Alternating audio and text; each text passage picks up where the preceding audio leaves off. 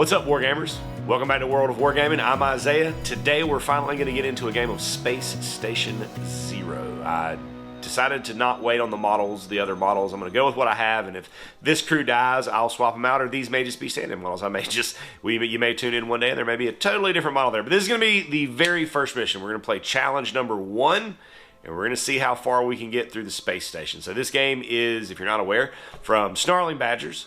You can check out the Let Me Talk At You up in, maybe not that corner, maybe it's that corner. I can't ever tell, but in one of those corners, there will be a link to a video where you can learn a little bit more about the game if you're not already familiar.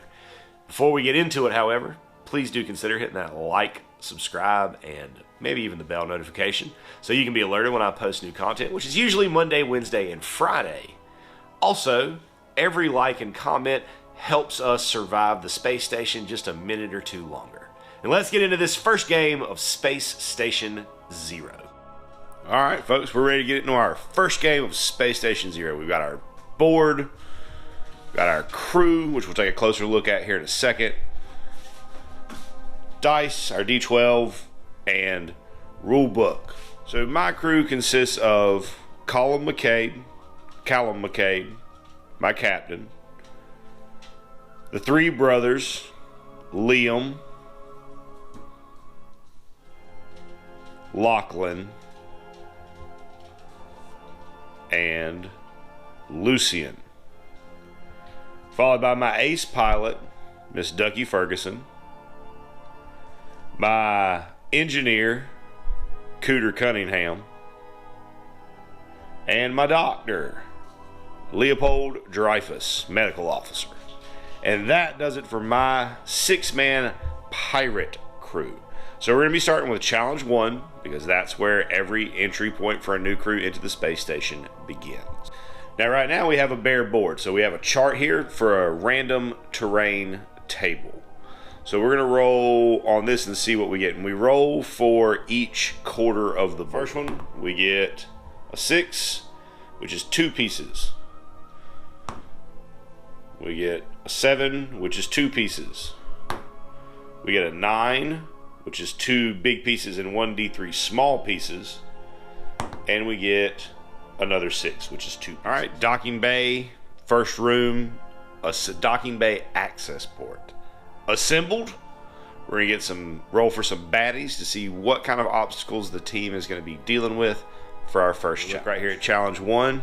We go down to the bottom of the page. We got this handy dandy chart. So we're going to get 4, which is a collapsing floor, and 11, which is ancient centuries. Okay, no poisonous gas. I hate the poisonous gas so much. So let's see what we need for ancient centuries. So we're going to flip over here, and we need alien tech, robotic guards, so ancient they are barely functional, but they still have enough energy to threaten your crew.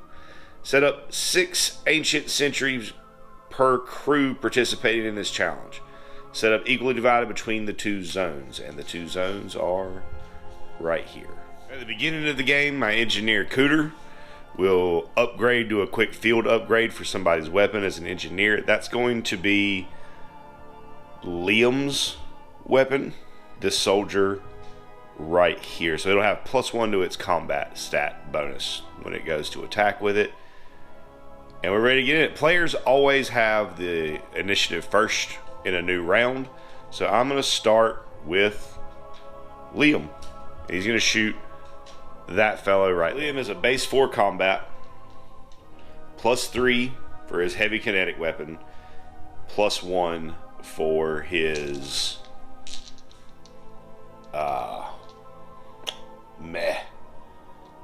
for his bonus from the engineer, from Cooter. So we're looking for even numbers in this game.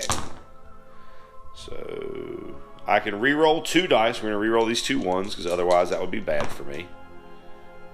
Okay, so 1, 2, 3 evens. Alright, so then our enemy will roll their combat stat. No weapon bonuses for this unless the weapon specifically says that you can do it. They're also looking for evens, so they'll take 1 even, so they'll block 1 of my damage, and they'll take 2 life, so that will end one of those ancient sentinels. Now, after my first activation, I need to roll a dice to see if I'm going to go next or if the enemy is going to go next. It starts at a 6 and then a 10 and then only on a 12 plus. I'm not going to move, by the way. I'm not going to move because the other thing collapsing floor is whenever a model moves, or a friendly model, not the enemies, just me. You roll a dice and on a 9 up, they fall through the floor into the subflooring. It doesn't hurt them. They don't have to take an injury or death roll. They're just out for the scenario. So I don't want to just take the chance on giving up bodies this early. So I'm going to sit tight for a minute and see what happens. Rolling to go again. That is a 9. So I can activate someone else. I'm going to activate Lucian right here, who's going to shoot right there. Lucian is combat 4 with a heavy kinetic weapon, so 7 dice, looking for evens. Okay, so that's good. We'll talk about what that means in just a second, that double 12. I do have 2 dice that I can re-roll and to convert 1, so that's 5 successes. So double 12s in a roll means that it's a crit, which means it counts as double the successes. So where I had 5 successes, I would have 10 successes. Now I checked the fact I'm not entirely sure if it's just the 12s that double or if it doubles the whole roll. But I'm playing it as it doubles the whole roll because it feels more critty. So we're gonna roll this thing's defense. It'll block 1 and take 9. That will just ping it just right through its dirty alien head. And again, I'm going to stay put for the time being. This time on a 10 up, I'll get to activate someone else. That is a 7. So we'll go to an enemy action. So the AI for the game for the enemies has 4 steps. Number 1, if they are in melee, they'll attack with a close combat weapon. And they'll attack the crew with the lowest remaining life. If there's multiple, you roll for it. So that doesn't apply to me. We go to number 2. Enemy does not have a crew member within an inch, but it can see a crew member and has a ranged weapon. It'll move directly away and then shoot. 3. That doesn't apply here because these things don't have ranged weapons. They just have clubs and knives and horns and fists and boots and such. Maybe some teeth in some odd places. If the enemy does not have a crew member within an inch, and it is not armed with a ranged weapon, but has a crew member or multiple within its move, it will move to them and attack. Doesn't apply. Last one, number 4. Does not have a crew member within an inch, not armed with a ranged weapon, no crew member within its move stat, so it will double move toward the nearest. So we're going to start here, and right now it's going to move that way towards the one that the enemy retains. They do not, so it passes back. Captain Callum McCade is going to use his jump boots to fly to here. We're going to take a test to see if I fall through the floor on my landing. I do not fall through the floor, but it does have a little bit of give to it where I'm going to take a shot at this beam. He's combat 5 with a sidearm. So that is 7 dice. No rerolls for him. So that is 2 successes. We'll see what the opposition does. Opposition gets 1 success, so we'll take 1 damage. Up, I get to go again. That's a 7. I'll get to go again. To activate Lachlan, who's going to charge and hope that he does not fall through the floor when he gets to his target. He will not fall through the floor. Outstanding. He's now going to make a dice with that heavy kinetic weapon. Get to re-roll 2 of them. This is a pretty good roll. Yeah, that's pretty solid. 5 damage coming at that fellow. Blocks 2, still takes 3. That's enough to slay it. Brr, brr. On a 10 up, I get to do it with somebody else. Nope. So back to the enemy. Wounded enemy will activate first and double move towards the closest one enemy that it can see. We'll see if they get to go again. They do. I'm going to use my special ability up from my Captain Scoundrel Wait a minute. No, I'm not. No, I'm not. I'm just going to let him to here. From there, we'll see. Nope. So that it will pass back to me. And I'm going to activate Cooter, I think. No. Maybe my pilot. Cooter is going to have to double move, but he's going to climb up this shipping container to get to right there. We'll see if he falls through. He does not. Outstanding. I get to go again. I do not. So back to the bad guys. That's going to be this one that is remaining, which will move to right there, which will leave me to just finish up. So we've got Ducky over here who's going to move up her 4. Should be about right there. I can do it like that because I know that these are 2-inch squares on my board. And then she's going to take a shot here with her side. 3 with the sidearm makes 5 dice. Getting 1 hit, which gets blocked. So I need to see if she falls through. She does not. And Doc is going to stay put for now. So that'll take us to the next turn, where I have the priority always. So I'm going to start with Lachlan right here because he's already set up ready to go. I'm sitting at combat 7. Looking for evens. Okay, not a lot of them, but I do get some reroll. Converted 1. 2 hits. That will be a victory, so that'll deal 1 damage, which is enough, thanks to Cappy Callum shooting him, that will blare that alien right off the board. Alien robot. Callum will stay put. He's not going to move around just yet. We're going to test to see if I get to activate 6 up. 6 up. On a 6 up, I get to do more stuff. That's a 4. I do not get to do more stuff. Alien robots get to do stuff. This robot is closer to Lachlan than it is to Ducky.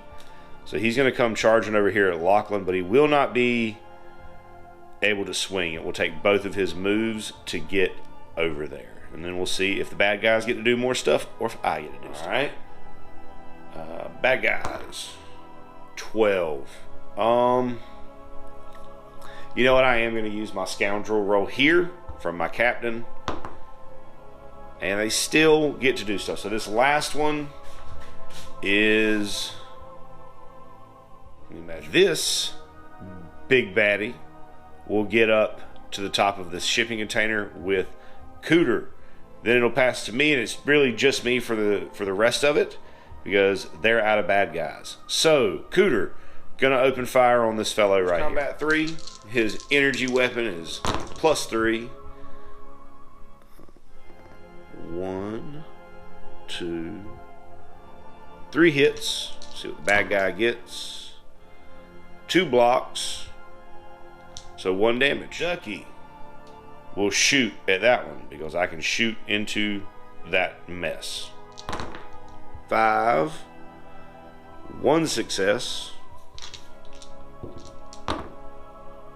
to there, 1 success. That will block it out. Now we're going to move up. We're going to see if she falls through the floor.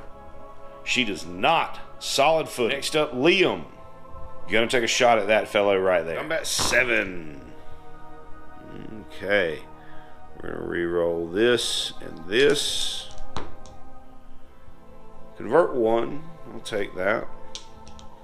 That is 3 successes to the enemies. 1 success, 2 damage. That's enough to take them down. My friend Lucian, sorry, that was Lucian. That was Lucian that just shot. This is Liam. Liam will back up his 4.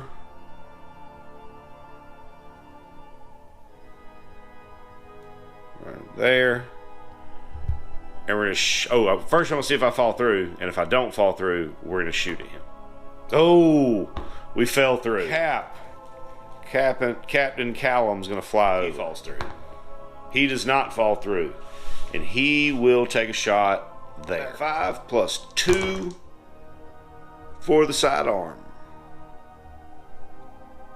It's a pretty good roll.